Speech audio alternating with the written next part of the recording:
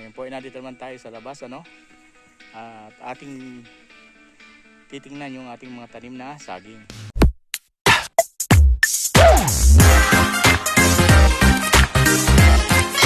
Ayan, sa sagingan, kasi hindi ko pinapalaki ng space at kailangan kong taniman para hindi sayang ang lupa. So ayan, ang ating nilipat na dragon fruit, ayan, patuloy sa pagbunga. Nakaharvest na rin tayo dito ng ilang kilo na rin. Ito naman yung may mga bunga.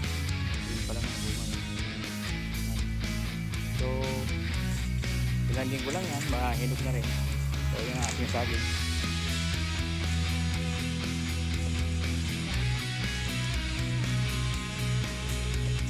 Pero may mataba na rin.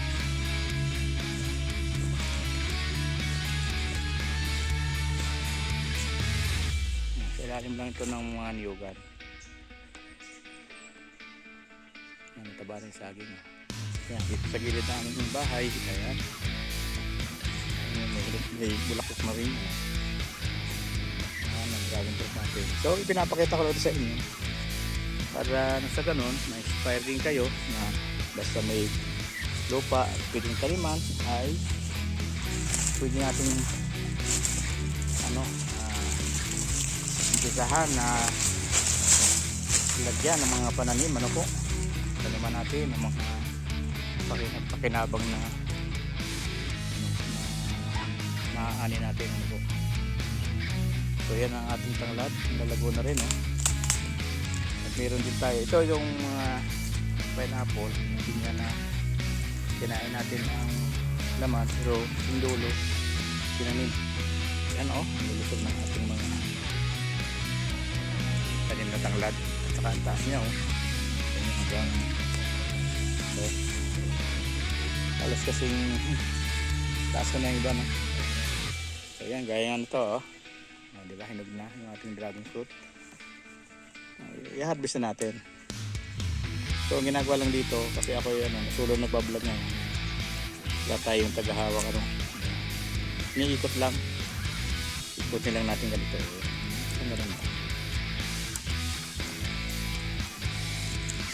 Yung iba, pag nag-harvest ito para daw tumagal, hindi sila masira agad, pinuputo lang dito.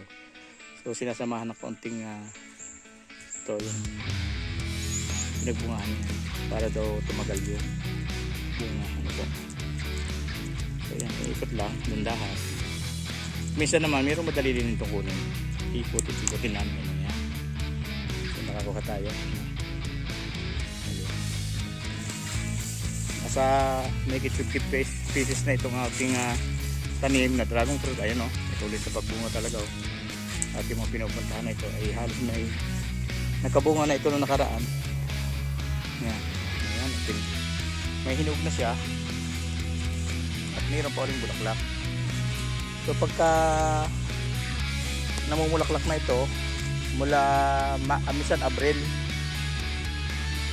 minsan Mayo, ang start nito, pero 6 months siya pwedeng mamunga, hanggang November. Ayan, ito pa isa, laki. Ito ay may 1 kilo na. Harvest na tayo, So pagkarating natin, dahil nga may tanim tayo, mina-harvest tayo.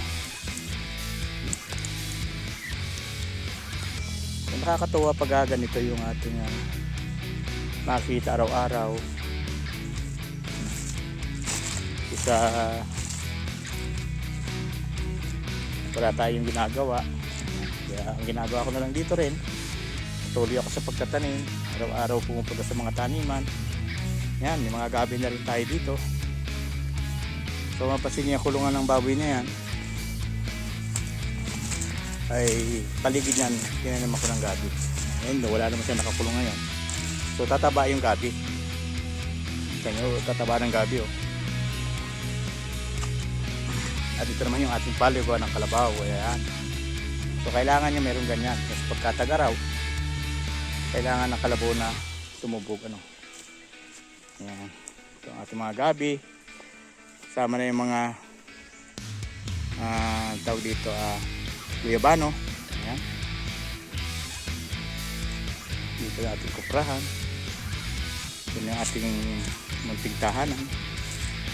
Nakatalim tayo dyan, iba't ibang klase ano. Ayan, dahil nga napakasipag din ni Mrs. at mahilig din siya magtanim. Kita naman ninyo, oh, balag dyan. Tapos yan, may mga pumili siya ng pananim na okra. Ayan, kita naman yung okra, oh. Halos nagbubungahan na. Ayan.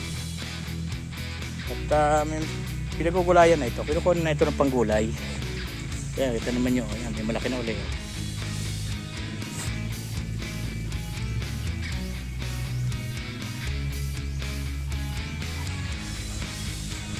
Ito, ayan. Kami bulaklak pa. Andyan din ang ating ibal, ano? Ito yung mas matagal ang buhay kaysa sitaw na nabibili natin, ano? Ito yung mga karaniwan namin tinatayo nung unang nung mga medyo bata para kami. So ito yung tinatayo ng mga parents namin. Matagal ang buhay nito, hindi agad siya natutuyo ang puno, ano. Ibang klase yan, yung kibal na tawagin, ano. May pananim na ulit.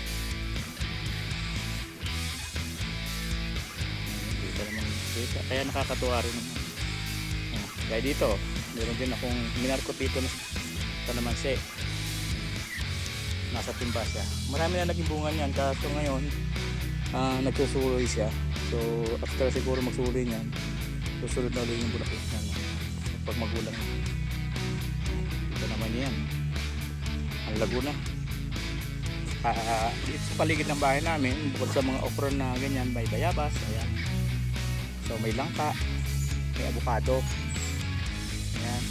Sama nga yung bayabano. Napakalaki ng ano dito, ng malusog na bayabas. Ayan. Hindi ko yan pinuputol kasi gusto ng mga anak ko yan. Kaya pag ako'y pupunta ng Manila, dinadala ko itong mga bunga ng bayabas. Halos sa paligid lang ng bahay, makapag-gulay na tayo. May tanim na rin akong ubi dyan. Ito yung mga ubi, ano. Ubi po yan, dahon na ito ubi. Yan. Tapos may lansones dito. At mulberry. Bukod sa labas, meron na ako tanim dito mulberry. Yan. Tapos may lansones na rin tayo. Sa mga hindi pa nakikita ng puno ng lansones, ito ganito po yung dahon niya. Nakita nyo yung aking ubi, oh. Labunan ng mga sanga niya at dahon, ano. Ayan. Ayun. Marami. At saka bubungan na rin ng ating mga guyabano dyan sa gilid ng bahay. Saka si Mrs. ay ayan, nagpaugat siya ng ugat dyan. Saka ano ba dyan? Yan ang mga bunga na guyabano. Mababa lang naman to yan. Pagka luluwas ako, pumunta ako ng Manila, may nadadala. At bukod dyan, ang napakagandang mga bulaklak na makikita natin sa paligid ng aming bahay. Ano, kulay pink, kulay red, kulay yellow.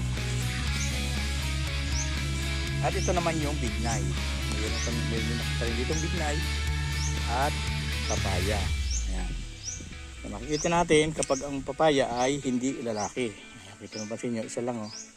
Kasi pag lalaki yan, marami siyang buong mahaba. Kaya hinayaan ko lang siya dyan. Hindi ko na pinutol.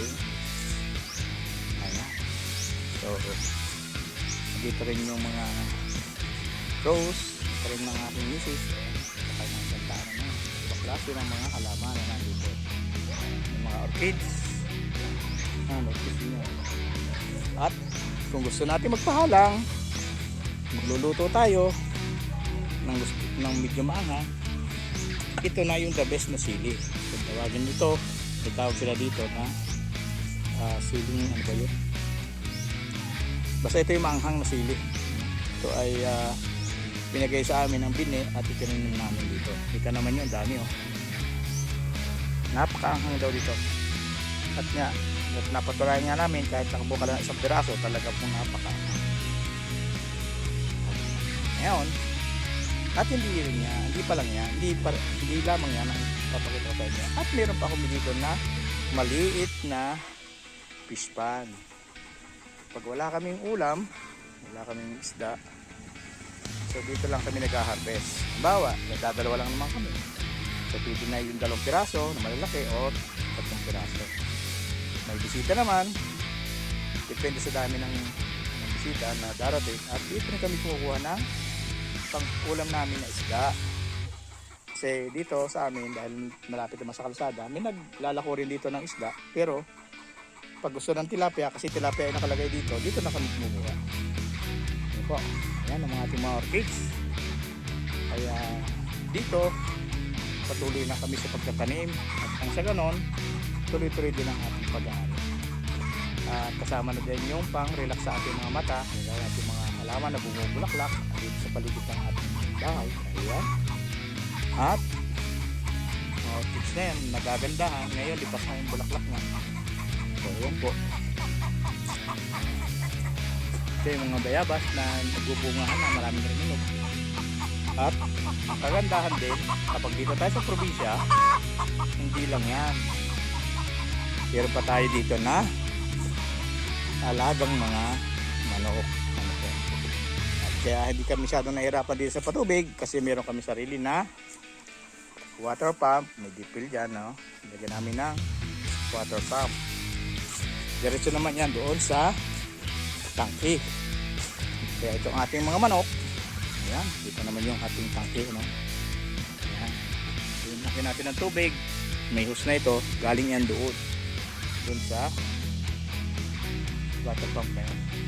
At ayan, dahil ito, kaya sabi nga sa inyo, pag kami kumakain ng maguyabano, hindi namin tinatapon yung buto. So, tip ko sa inyo, nalagay natin sa ito sa isang ganito na punlaan at didilig. Ayan, kita naman yung ganda na ulit. Tutuloy-tuloy natin yan pagtatanim na. At meron din tayong Chinese kangkong.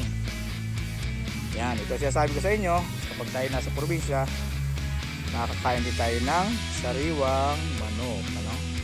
Walang preservatives, walang hindi na lalagyan ng yelo or what, kasi nga dito tayo lang manguhuli at tayo ay magkakarne. Kaya tatawagan natin. So yan, kapag binta na rin tayo dito at nakuha na rin natin yung gastos natin, tayo ay kumita na rin na kaunti dito sa alaga nating manok, at patuloy pa rin yung pagdami nila kasi nga kapag lumaki ito ulit, ibibinta natin, then kahit naman na ibibinta yan at nagdaragdag din ako ng inahin, minsan nababawasan dahil may ibibenta, ay patuloy pa rin sa pagdami dahil nga meron pa rin tayong naglilimlim na manok. May gabi na rin tayo dito. So nung tag-araw, napakarami nito. So tumagal yung pag-tag-init, naubos. So nililipat ko ito sa isang lagayan at para may matira. Ngayon, binalik ko ulit dito para mag-umpisa ulit silang magparami.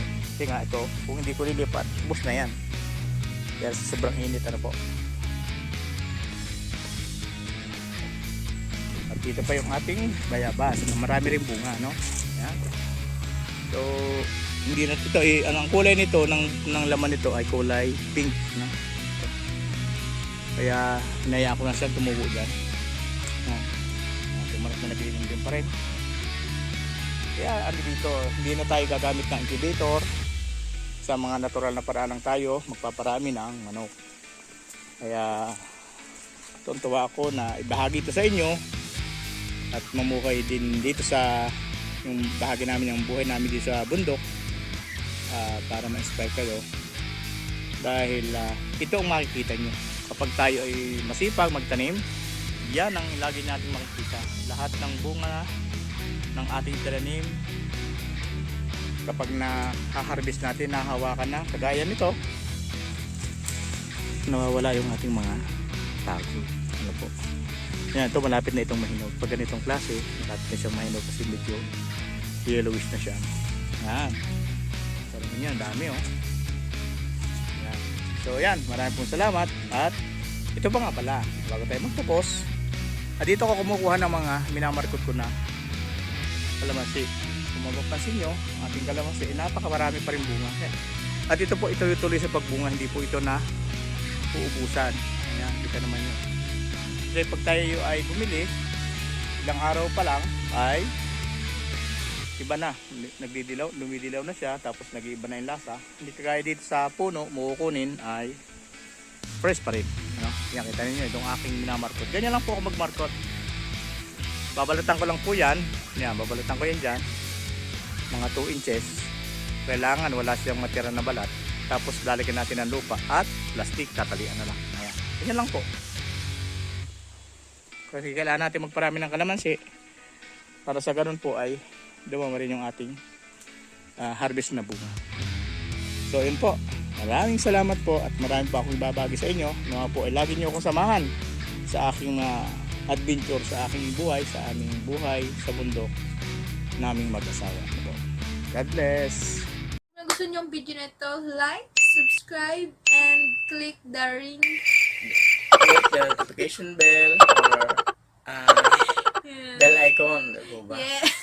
2 times para ma-notify po kayo Yes. sa mga susunod namin gagawin na videos. Thank you! Bye! Bye-bye!